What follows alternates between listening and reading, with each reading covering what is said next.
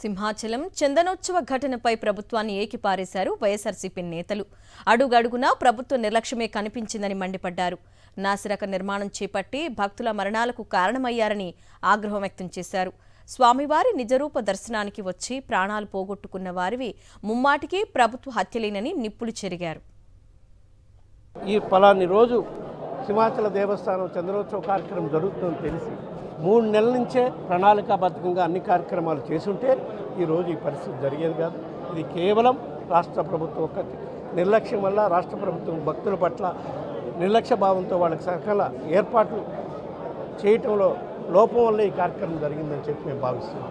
7 భక్తుల్ని పట్టణ పెట్టుకున్నటువంటి విషయాన్ని దేశం అంతా కూడా చూసింది.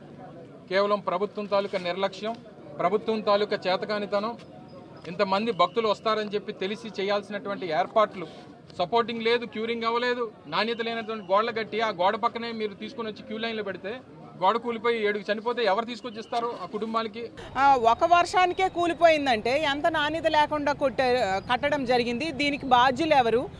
కానీ అడుగడుగునా కూడా ప్రభుత్వ నిర్లక్ష్యం క్లియర్గా కనిపిస్తూ ఉంది. ఆ క్యూ లైన్ కూడానండి, అక్కడ ఉన్న వాళ్ళు చెప్తూ ఉన్నారు కనీసం లైట్స్ లేవంట, సీసీ కెమెరాస్ లేవంట, చీకటిగా ఉండి అసలు అంత చీకటిలో భక్తుల కోసం క్యూ లైన్స్ ఏర్పాటు చేయడం ఏంటి? మరి ఎంతగా మంత్రులు అయితే 10 రోజులుగా వెళ్ళి అక్కడ ఓదరగొట్టేశారు కదా, మరి వీళ్ళు చేసిన చర్యలు ఏంటి, వీళ్ళు తీసుకున్న చర్యలు ఏంటి? ఈ సింహాచలం దేవస్థానం చరిత్రలో ఎప్పుడూ జరగని ఎలాంటి సంఘటన చూడడం నిజంగా చాలా బాధాకరమైన విషయం.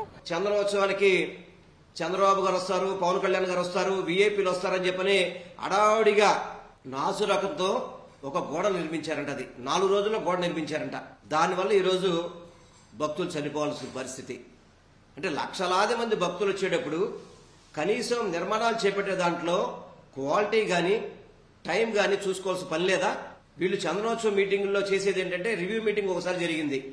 ఆ మీటింగ్లో ఎమ్మెల్యేలు నాకు టికెట్లన్నీ, మీకు టికెట్లన్నీ, మాకు పాసులన్నీ, మాకు గౌరవం లేదని చెప్పని సాక్షాత్తు అక్కడ ఎమ్మెల్యే బండారు సత్యనారాయణమూర్తి గారు మాట్లాడారు. ఆల్రెడీ ఏదైనా కన్స్ట్రక్షన్ అయిన గోడమట్ట జనాన్ని పంపించే పని చేయకూడదనే ఆలోచన కూడా లేకుండా వాళ్ళ ప్రాణాలు నిష్కారణంగా తీసే విధంగా ఆ క్వాలిటీ లేని అనామక గోడకి ద్వారా ఆ లైన్ పెట్టి 300 రూపాయల లైన్ పెట్టి ఆ జనం చనిపోవటానికి కారకులయ్యారు ఆ కాంట్రాక్టర్, ఆ ఈవో. ఆ కాంట్రాక్టర్ ఈవో మీద ఇమ్మీడియట్లీ చర్యలు తీసుకోవాలని చెప్పి నేను కోరుతున్నాను. కేసు పెట్టి ఏం చేద్దంటే అటెంప్ట్ మర్డర్ కేసు కూడా పెట్టాలని చెప్పి నేను కోరుతున్నాను.